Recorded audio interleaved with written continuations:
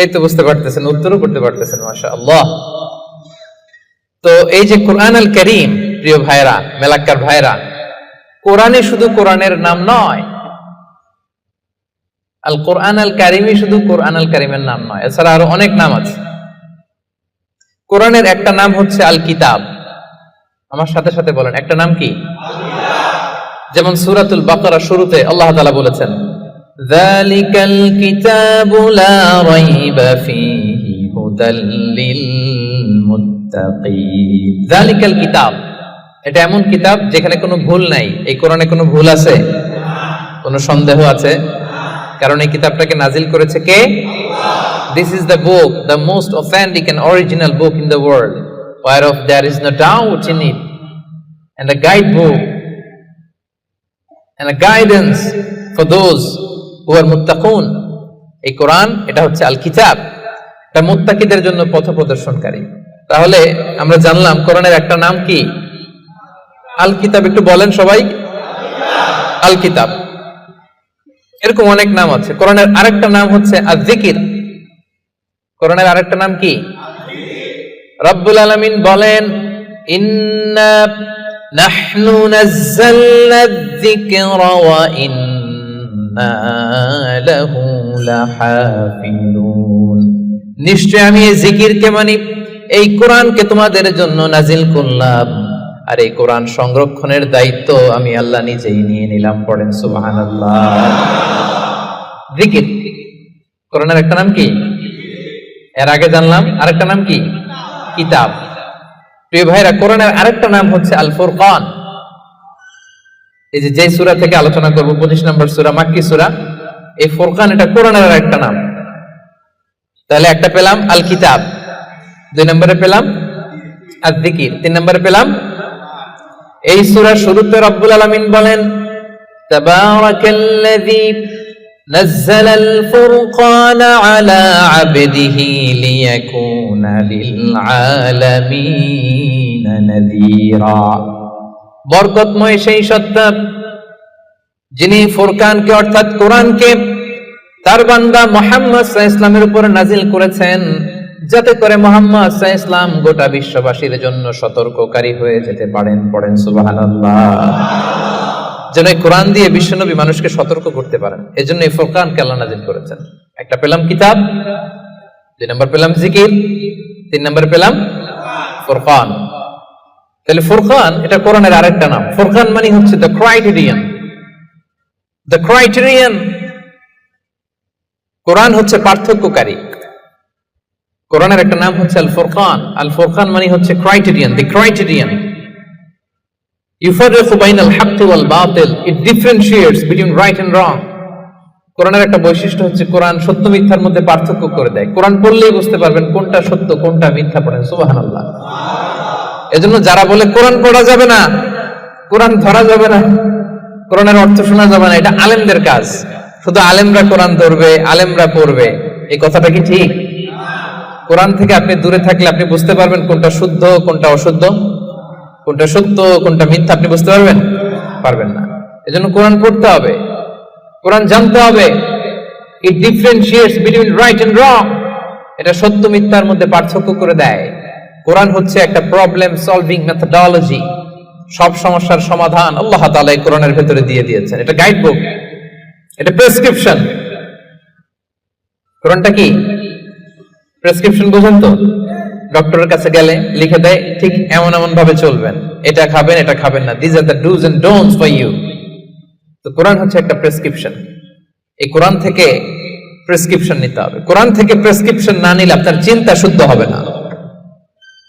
কোরআন থেকে প্রেসক্রিপশন না নিলে আপনার আত্মা প্রশান্ত হবে না। কোরআন থেকে প্রেসক্রিপশন না নিলে আপনার ফ্যামিলিটা সুন্দর হবে না। কোরআন থেকে প্রেসক্রিপশন না নিলে সমাজ সুন্দর হবে না। এই কোরআন থেকে প্রেসক্রিপশন না নিলে শুধু দুর্নীতি দমন কমিশন দিয়ে দুর্নীতি বন্ধ করা যাবে না। প্রেসক্রিপশন নিতে হবে। সমাজটারে সাজাতে চান, রাষ্ট্রটারে সংস্কার করতে চান, মেরামত করতে চান, তাহলে প্রেসক্রিপশন নিতে হবে একটা গাইডবুক থেকে। গাইডবুকটার নাম কোরআন। সেই কোরআনেরই আরেকটা নাম হচ্ছে আল ফুরকান, দি ক্রাইটেরিয়ান। পার্থক্যকারী। It differentiates between right and wrong. Quran সত্য মিথ্যার মধ্যে পার্থক্য করে দেয়। আপনি কোরআন পড়েন, আপনি বুঝে যাবেন কোনটা সত্য কোনটা মিথ্যা। এই যে এতটুকু হচ্ছে ভূমিকা কথা, এটা বুঝতে পারছেন তো আপনারা সবাই? কথা কি ক্লিয়ার? সবার কাছে ক্লিয়ার? সূরাতুল ফুরকান সম্পর্কে সহিহ বুখারীতে একটা হাদিস এসেছে। হিশাম বিন হাকিম বিন হিজাম নামাজের ইমামতি করতেছেন, সূরাতুল ফুরকান তেলাওয়াত করতেছেন। মুক্তাদিদের কাতারে দাঁড়িয়ে আছেন সাইয়েদনা ওমর ফারুক রাদিয়াল্লাহু তাআলা আনহু। উনি দেখলেন যে উনি সূরা ফুরকান যেভাবে শিখেছেন, হিশাম এইভাবে পড়েন, আরেকভাবে পড়ে, অন্য স্টাইলে, অন্য ডায়ালেক্টে। উনি রেগে যাচ্ছিলেন নামাজে, পারে না নামাজের মধ্যে যে ধরেন, কারণ ওমরের মেজাজ নরম না গরম? বড্ড গরম মেজাজওয়ালা। কিন্তু উনি ধৈর্য ধারণ করলেন যে না, এটা তো নামাজ, নামাজ ভেঙে তার ইমামরা ধরা যায় না, কি বলেন? সালাম ফিরাইতে হবে না? তো উনি সালাম ফিরানো পর্যন্ত অপেক্ষা করতেছেন। সালাম ফিরানো শেষ, খপ করে যে ধরছে হিশাম বিন হাকিম বিন হিজাম। রে হিশাম, কিভাবে পড়ছে সূরা ফুরকান? বিশ্বনবী তো আমাকে এইভাবে শেখায় নাই। হিশাম বলে আমি তো এভাবেই বিশ্বনবীর কাছে শিখেছি। ওমর বলে না, বিশ্বনবী তো আমাকে এইভাবে শেখায় নাই, অন্যভাবে শিখিয়েছে। হিশাম বলে আমি তো এভাবেই শিখেছি। ওমর বলে না, আমি শিখেছি অন্যভাবে। সাইয়েদনা ওমর ফারুক রাদিয়াল্লাহু তাআলা আনহু হিশামের জামা ধরলেন, টানতে টানতে বিশ্বনবীর কাছে নিয়ে গেলেন। বিশ্বনবী দেখেন অবস্থা খারাপ, ওমর ফারুক রেগে আছেন। ওমর ফারুক এসে বলেন, ইয়া রাসূলুল্লাহ, দেখেন সূরা ফুরকান কিভাবে পড়ে, নিজের মন গড়া। আপনি আমার শিখেছেন একভাবে, ও পরে আরেকভাবে। বিশ্বনবী বললেন, আরসিল হইয়া আমার, ওমর ছাড়ো, ওরে আগে ছাড়ো, বিচার পরে করতেছে, আগে জামা ছাড়ো। আগে কি ছাড়ো? জামা ছাড়ো। ওমর ফারুক জামা ছাড়লেন। এবার বিশ্বনবী বললেন, হিশাম, তুমি যে ইমামতি করছিলা কিভাবে পড়ছিলা? সূরা ফুরকান পড়ো তো। তিনি বললেন, বিশ্বনবী বললেন, কাযালিকা উনজিলাত, কোরআন এভাবেও নাজিল হয়েছে। ওমর, তাহলে তুমি কিভাবে শিখছো আমার কাছ থেকে বলো। ওমর ফারুক এবার তেলাওয়াত করতে শুরু করলেন। বিশ্বনবী বললেন, কাযালিকা উনজিলাত, ওমর, কোরআন এভাবেই নাজিল হয়েছে। এবার তো দুইজন অবাক, কিরে আমি বললাম একভাবে, বলে এইভাবে নাজিল হয়েছে, আবার ওমর ফারুক বললেন আরেকভাবে, বলে এভাবেও নাজিল হয়েছে। বিশ্বনবী বললেন, শোনো শোনো, ইন্নাল কুরআনা উনজিলা আলা সাবআতি আহরুফ, কোরআন 7টা ডায়ালেক্টে, 7টা আঞ্চলিকতায় নাজিল হয়েছে। ফাকরাউ মা তায়াসসারা মিন, যেটা দিয়ে সহজ লাগো পড়ো, কবুল করে নিবে কে? তাহলে এই সূরাতুল ফুরকান তেলাওয়াতের এই ঘটনা দিয়ে বোঝা গেল, কোরআন এক আরবি ভাষায় নাজিল হলেও এর মধ্যে 7টা আঞ্চলিকতা ছিল। যেমন ধরেন আমাদের বাংলা ভাষা, আমাদের নোয়াখালীর ভাইরা এক ভাষায় কথা বলে, এক আঞ্চলিকতায়, বরিশালে আরেকভাবে বলে, সিলেটে আরেকভাবে, চট্টগ্রামে আরেকভাবে। সবার ভাষাই বাংলা, সবার ভাষা কি, কিন্তু আঞ্চলিকতার ভিন্নতা আছে না নাই? তাহলে কোরআন নাজিল হয়েছে আরবি ভাষায়, কিন্তু এর মধ্যে 7টা আঞ্চলিকতায় কোরআন পড়া বৈধ। যেমন ধরুন আমরা পড়ি ওয়াদ-দুহা ওয়াল-লাইলি ইযা সাজা মা ওয়াদ্দাআকা রাব্বুকা ওয়া মা ক্বালা ওয়ালাল আখিরাতু খায়রুল লাকা মিনাল উলা। আমরা এভাবে শিখছি না? কিন্তু আরেকটা ডায়ালেক্টে পড়া যায় ওয়াদ-দুহি ওয়াল-লাইলি ইযা সাজা মা ওয়াদ্দাআকা রাব্বুকা ওয়া মা ক্বালা ওয়ালাল আখিরাতু খায়রুল লাকা মিনাল উলা। সুবহানাল্লাহ পড়বেন না? এক কোরআন 7 ভাবে পড়া যায়, in different 7 ways, in 7 dialects. 7টা আঞ্চলিকতায় কোরআন পড়ার বৈধতা দিয়েছে কে? সে সূরাতুল ফুরকান 25 নম্বর সূরা, 6টা রুকু আছে। সর্বশেষ রুকু থেকে আমরা আলোচনা শুনবো, যে রুকুর মধ্যে আল্লাহ তাআলা তার প্রিয় বান্দাদের 12টা বৈশিষ্ট্যের কথা বলেছেন। কয়টা বৈশিষ্ট্য? সবাই উত্তর করবেন, কয়টা বৈশিষ্ট্য? 12টা বৈশিষ্ট্যের কথা বলেছেন। ইবাদুর রহমান, রহমানের বান্দাদের 12টা বৈশিষ্ট্য আল্লাহ তাআলা বলেন। এই 12টা নৈতিক গুণাবলী যদি কারোর মধ্যে থাকে, আল্লাহ তাআলা তার জন্য জান্নাতের ভেতরে একটা অ্যাপার্টমেন্ট বরাদ্দ দিয়ে দিবেন। পড়েন সুবহানাল্লাহ। জান্নাতের অ্যাপার্টমেন্ট, খুশি না বেজার?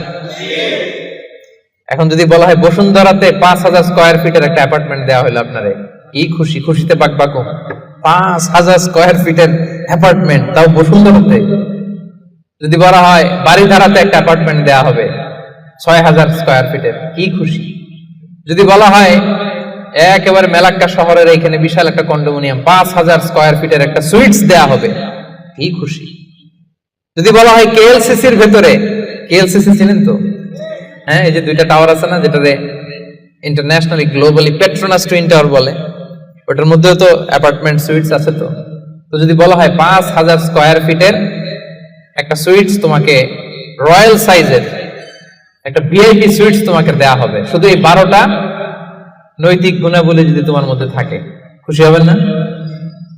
তো দুনিয়ার একটা অ্যাপার্টমেন্টের অ্যানাউন্সমেন্টে যদি এত খুশি হই, আল্লাহ তাআলা বলেন রহমানের বান্দাদের 12টা বৈশিষ্ট্যের কথা আমি এখানে বললাম, এই 12টা নৈতিক গুণাবলী যার মধ্যে থাকবে, আল্লাহর জান্নাতুল ফেরদাউসের ভেতরে আল্লাহ তাআলা তার জন্য অ্যাপার্টমেন্ট বরাদ্দ রেখেছেন। দেখছেন, অ্যাপার্টমেন্টের কথা শুনে এখন সুবহানাল্লাহ সাউন্ড বেড়ে গেছে। লাভ আছে যেখানে আমরা আছি সেখানে। এবার বলেন জান্নাতের একটা অ্যাপার্টমেন্টের সাইজ কত বলেন মেলাক্কার ভাইরা? 5,000 স্কয়ার ফিট, 10,000, 50,000?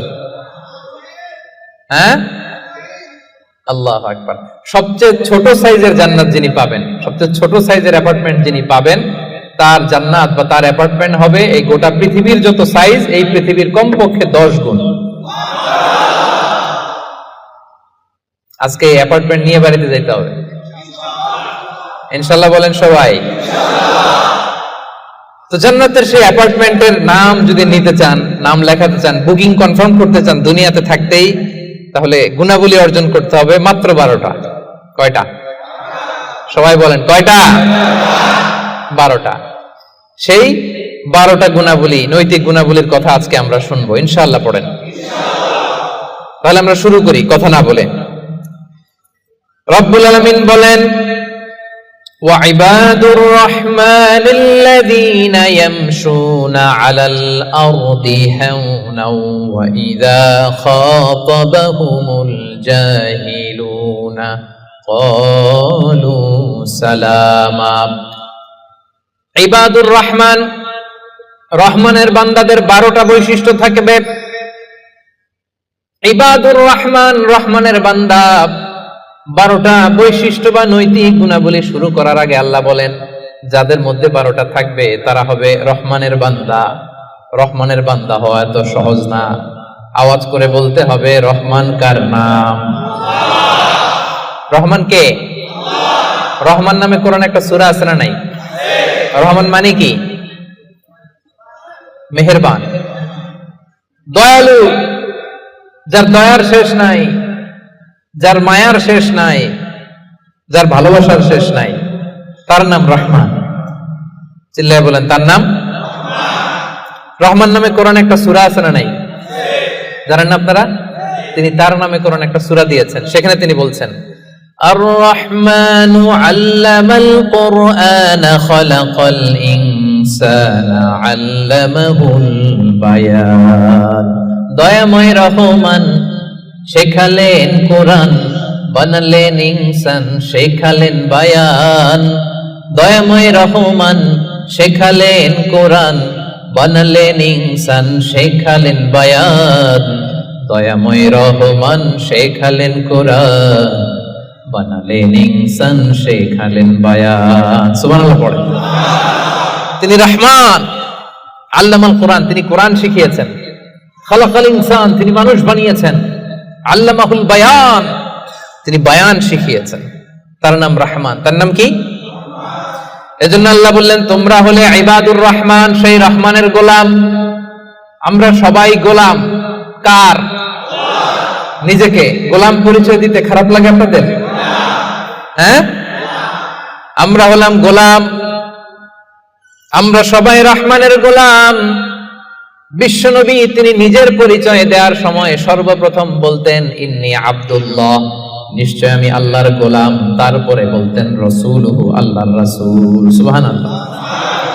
পৃথিবীর শ্রেষ্ঠতম মানুষ তিনি। তিনি যখন নিজের পরিচয় দিতেন রাসূলটা পরে বলতেন, আগে কি বলতেন? গোলাম। সব নবীরা, সব রাসূল নিজের পরিচয় দেওয়ার ক্ষেত্রে রাসূলটা পরে বলতেন, আগে কি বলতেন?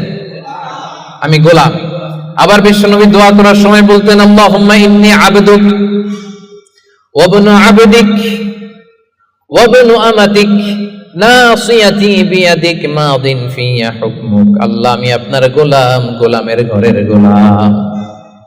দোয়া করতেন, আল্লাহ আমি আপনার গোলাম, গোলামের ঘরের গোলাম, মানে আমার বাবা আব্দুল্লাহ আপনার গোলাম, বান্দির ঘরের গোলাম আমার মা আমিনা সেও আপনার গোলাম, আমরা সবাই আপনার গোলাম, ঠিক কিনা?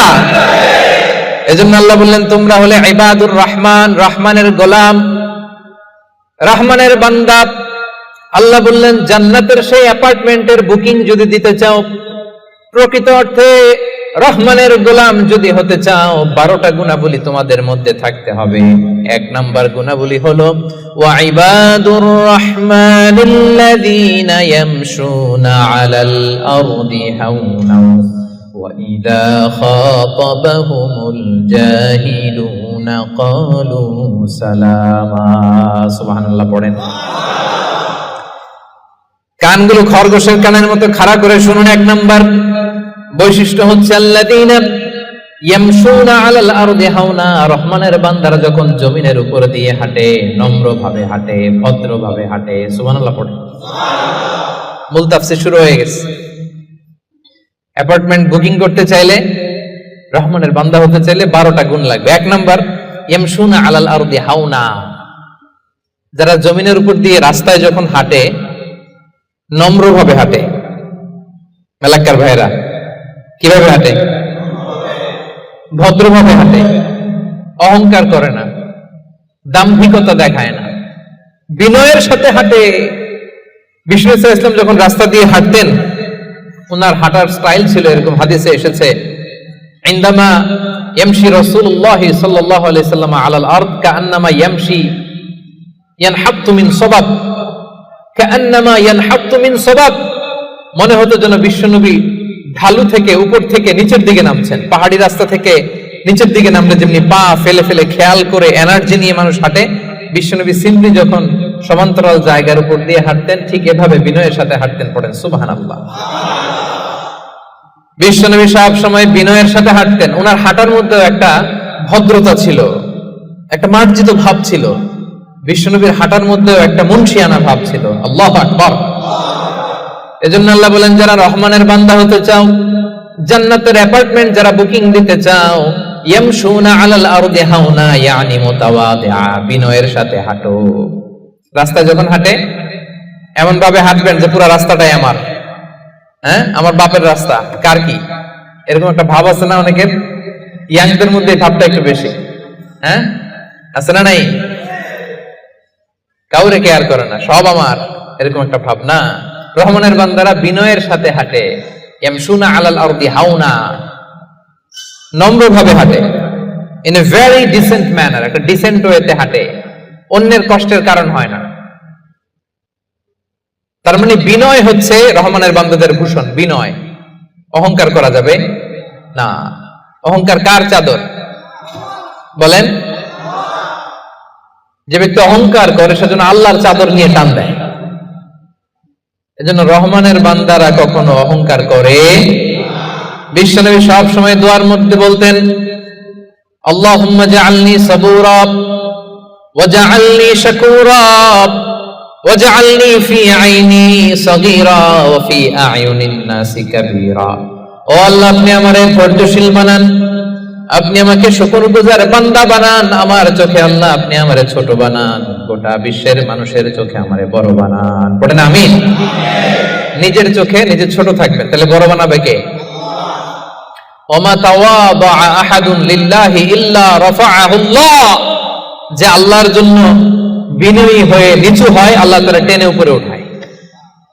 এটা সুন্নাতুল্লাহ ফিল আরদ, এই জমিনে আল্লাহর সুন্নাত। আপনি নিচু হবেন, আল্লাহ টেনে উপরে উঠাবে। আপনি অহংকার দেখিয়ে উপরে হবেন, এক থাপ্পড় মেরে জমিনে আপনারে গেড়ে দিতে পারে কে? এজন্য অহংকার করা যাবে না। ইয়ামশুনা আলাল আরদি হাওনা, আসলে অহংকারকে আমাদের সাজে। মেলাক্কার ভাইরা, এখনই না গায়ে কত জোর, এখনই না কত শক্তি, হ্যাঁ এখনই না কত দাপট, কিন্তু আপনার বিগত সালের কথা, বিগত সময়ের কথা আপনি খেয়াল করেন তো। একটা সময় আপনি কি ছিলেন বলেন তো?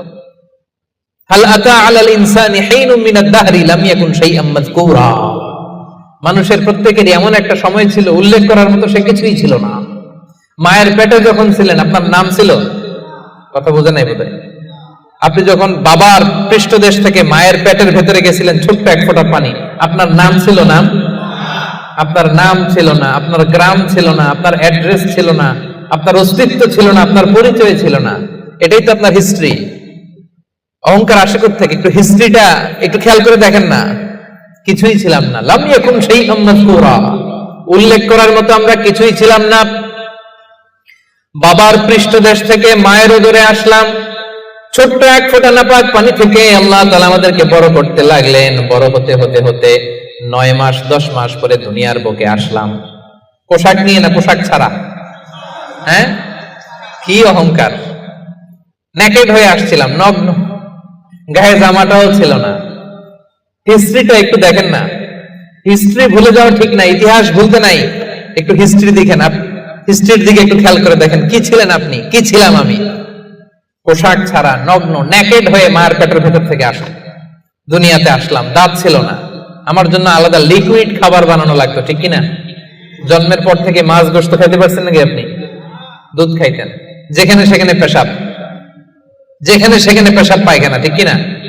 এখনই না এই যে ডায়াপার আবিষ্কার হয়েছে, ডায়াপারের আগে তো ছোট বাচ্চাদেরকে কোলে নিতে মানুষ ভয় পাইতো, কাঁথা দিয়ে আমাদের সময় পেঁচায়া কেউ আসলে বাচ্চাটারে দিত, তা না হলে পেশাব পেরা সব শেষ। তো দেখেন, যেখানে বসায় এখানে পড়ে যায়। বাচ্চাটারে বসায় দিলে বসতে পারে, শোয়াই দিলে শুইতে পারে, মুখে উঠাই দিলে খাইতে পারে। এটা ছিল আপনার হিস্ট্রি। আবার 60 বছর 70 বছর 80 বছর হায়াত পাওয়ার পরে আপনি যখন দুনিয়া থেকে চলে যাবেন, বয়স যখন 80, বয়স যখন 90, একই অবস্থা, যেখানে বসায় দেয় ওইখানেই শেষ। এরকম আছে না নাই? বয়স যখন 80 90, আবার পায়খানা প্রস্রাব করে সব শেষ, মুখে তুলে তুলে খেতে পারে, নাহলে গায়ে ওই জোরটাও নাই। তো অহংকার আপনি পেলেন কোত্থেকে আমারে বলেন? আবার এই দুনিয়া থেকে যখন আপনি বিদায় নিবেন, যেই পোশাকে এসেছিলেন ওই পোশাকে আবার পাঠানো হবে, ঠিক কিনা? আসার দিন গায়ে যেমনি কোনো জামা ছিল না, যাওয়ার সময় সব জামাগুলো খুলে রেখে দেয়া হবে, কাফনের কাপড়ে পেঁচিয়ে অন্ধকার কবরের মধ্যে আপনারে রেখে দেয়া হবে। সবাই পালিয়ে যাবে, আত্মীয় স্বজন কেউ সাথে যাবে না, ঠিক কিনা? এমনকি দুজন ফেরেশতা যারা আপনার আমলনামা লিখতো তারাও পালিয়ে যাবে, কারণ আপনার জীবন শেষ, আমলনামা লেখার দায়িত্ব শেষ। আত্মীয়রা চলে যাবে, ফেরেশতারাও চলে যাবে, কেউ সাথে যাবে না, ঠিক কিনা? 2 কাঁধে ছিল যে তোমার 2 জনা পাহারা, তোমারে একলা থইয়া পালাইছে তাহারা। তোমার 8 কুঠুরি 9 দরজা, বন্ধ যে ওই হলো রে হলো। মুখে আল্লাহ রসুল মুখে বলো, ও মুখে আল্লাহ রসুল সবে বলো। দুয়ারে আইসাছে পালকি নাই হরি যাও তোলো রে তোলো। মুখে আল্লাহ রসুল সবে বলো, ঠিক কিনা? এই তো আপনার হিস্ট্রি। লাম ইয়াকুন শাইআম মাযকুরা, উল্লেখ করার মতো আপনি কিছুই ছিলেন না। এজন্য অহংকার কোন বনি আদমের সাজে না, অহংকার সাজে একজনের। চিল্লায় বলেন তিনি কে? এজন্য রব্বুল আলামিন বলেন, ওয়া ইবাদুর রহমানিল্লাযীনা ইয়ামশুনা আলাল আরদি হাওনা ওয়া ইযা খাতাবাহুমুল জাহিলুনা ক্বালু সালামা। জান্নাতের অ্যাপার্টমেন্ট যারা চায়, রহমানের বান্দা হিসেবে নাম যারা তুলতে চায়, তারা রাস্তা দিয়ে যখন হেঁটে যায় বিনয়ের সাথে হাঁটে, নম্রভাবে হাঁটে, ভদ্রভাবে হাঁটে। কথাটা কার? আবার অন্য আয়াতে আল্লাহ বললেন, ওয়ালা তামশি ফিল আরদি মারহা ইন্নাল্লাহা লা ইউহিব্বু কুল্লা মুখতালিন ফখুর। জমিনে অহংকার ভরে হেঁটো না, গর্ব ভরে হেঁটো না, অহংকারীদেরকে রব্বুল আলামিন পছন্দ করে না। 12টা গুণের 1 নাম্বার গুণ আমরা জানলাম, ইয়ামশুনা আলাল আরদি হাওনা ইয়ানি মুতাওয়াদিআ। রহমানের বান্দারা রাস্তায় বিনয়ের সাথে হাঁটে, ভদ্রভাবে হাঁটে, ডিসেন্ট ওয়েতে হাঁটে, কাউকে কষ্ট দেয় না। এই পয়েন্টটা কি বুঝতে পারছেন সবাই? সবার কাছে ক্লিয়ার? নট নেসেসারি যে শুধু হাঁটার ক্ষেত্রেই বিনয়, না, ড্রাইভিং এর ক্ষেত্রেও ভদ্রভাবে ড্রাইভিং করতে হবে। ইয়ামশুনা আলাল আরদি হাওনা লিটারালি শুধু হাঁটার ক্ষেত্রে ভদ্র, আর ড্রাইভিং এর সময় ইচ্ছা মতো ড্রাইভিং। কিছু ছেলে পেলে আছে এমন ভাবে হুন্ডা ড্রাইভ করে, এমন রাফ ড্রাইভ করে, মালয়েশিয়াতে আছে না নাই? মেলাকাতে অবশ্য আমার যুবক ভাইরা এগুলো করে না কেউ এখানে। হ্যাঁ, করে? সর্বনাশ না। ওই অ্যাপার্টমেন্ট বুকিং দিতে চাইলে রাফ ড্রাইভ করা যাবে। কিছু মানুষ আছে দেখবেন যে গাড়ির ইঞ্জিনের যে সাউন্ড এটারে কমানোর জন্য পিছনে কি লাগায়, সাইলেন্সার লাগায় না? অনেকে ওইখানে এমন একটা জিনিস লাগায় ইঞ্জিনের সাউন্ড আরো 3 গুণ বেড়ে যায়। এরকম ডাকাইতেছে না নাই? মানে ও যে দিক দিয়ে যাচ্ছে সবার নজর যেন এখানে চলে। বিভিন্ন হাই রাইজ কন্ডোমিনিয়ামস গুলোতে যারা থাকে এদের রাতের ঘুম এরা নষ্ট করে। কিয়ামতের ময়দানে আল্লাহর সুপ্রিম কোর্টের কাঠ গড়ায় তোমাকে দাঁড় করাবে কে? তাহলে মালাক্কার ভাইরা, ইয়ামশুনা আলাল আরদি হাওনা, এটা শুধু হাঁটার ক্ষেত্রেই ভদ্রভাবে হাঁটে এমন না, ড্রাইভ করার ক্ষেত্রেও রাফ ড্রাইভ করে না, ট্রাফিক সিগন্যাল মেনে চলে, অন্যের কষ্টের কারণ হয় না, ভো ভো শব্দে বাইক চালায় না। এটা রহমানের বান্দার বৈশিষ্ট্য। কথা কি ক্লিয়ার? পারবেন এরকম হাঁটার সময় ভদ্রভাবে, ড্রাইভ করার সময় ভদ্রভাবে? এটা রহমানের বান্দার কয় নাম্বার গুণ? কথা বোঝে নাই? এরকম আঙ্গুল দেখান। সবাই রাজি? কথা শুনতে হবে, এরপরে বুঝতে হবে, এরপরে কথাটারে ডাইজেস্ট করতে হবে, মানে হজম করে ফেলতে হবে। এরপরে আমি আরেকটায় যাবো। এটা ডাইজেস্ট হয়েছে? হজম হয়েছে সবার?